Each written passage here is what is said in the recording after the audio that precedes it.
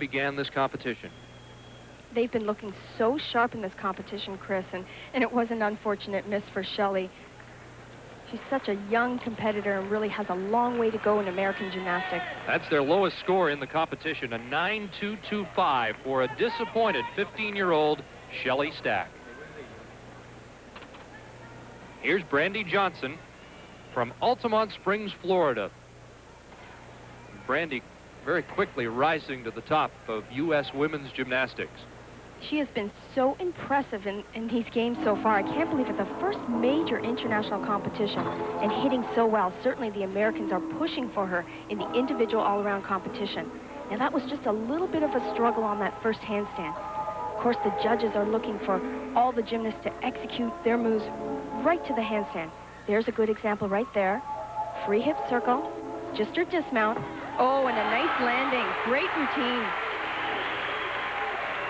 She is hit on each of her 3 rotations.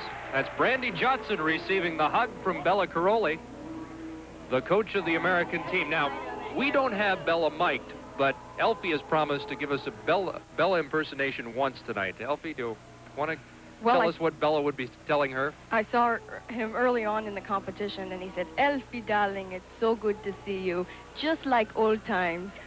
He's really quite a character, but the athletes are competing so well for him.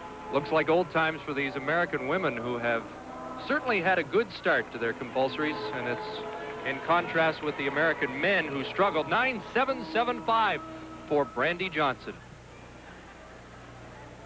And the final competitor on bars for the U.S. is their young star, Phoebe Mills. She is really at the top of her game in this competition. She has been so impressive, in great form. Look at the extension of her body. Nice handstand work. Really, this is her best event. Oh, she's really moving well on this event.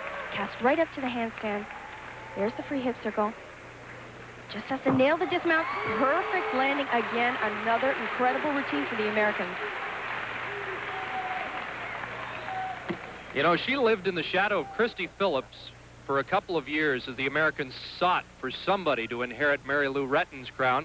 Interesting, Phoebe said, "I don't want to be compared to Mary Lou. In fact, I don't even like Wheaties." Of course, Mary Lou doing many endorsements after her '84 gold medal. Look at the height of that dismount, and then, of course, looks for the ground and just nails the landing.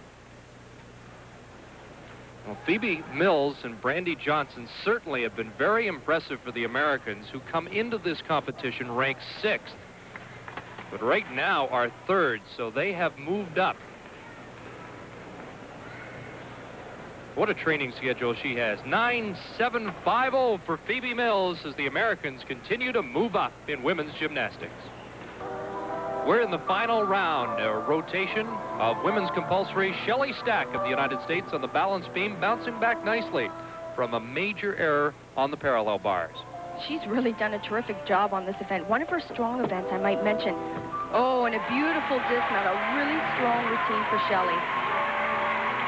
Well, good for her. Just 15 minutes ago, she was in tears after her performance on unevens, and I'm sure she's breathing a sigh of relief now.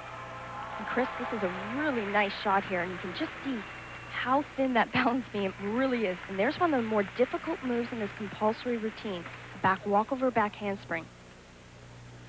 And here's the dismount, a cartwheel with a half twist. And there's that tuck position. Now she'll open it up and look for the landing. And a great landing at that. Shelley's mascot apparently is a little tiger, and she said when she found out Hodori was the tiger and mascot here, she was destined to do well. We're back at the Olympic Gymnastics Hall, and on the beam, Hope Spivey of the U.S. You know, Chris, I've often said that I wouldn't like to end a competition on the balance beam, and certainly after the Americans doing so well in the first 3 apparatus, this is a tough event, but they are really doing a great job and hanging in there. Look at that dismount, another super beam routine. Well, Hope said the beam was her nemesis, but certainly not there. And the Americans finding out it's easier to end on the beam than, well, the Canadians starting out on it. And this is one of the most difficult elements in this routine. It's called a back walkover, back handspring. She could have held her leg up a little longer. And the dismount, it's a cartwheel with a half twist, but what makes it so difficult, it's a blind landing because you're landing forward. What a great shot that is, high above. It gives you a real appreciation for that bar that's just 4 inches wide and 4 feet off the ground. 9.675 for Hope Spivey. The Americans are .45 out of third place behind the East Germans. We now switch our sights to the uneven bars and the Chinese. And this is a strong event for the Chinese. They have traditionally had top performers in both world and Olympic competition.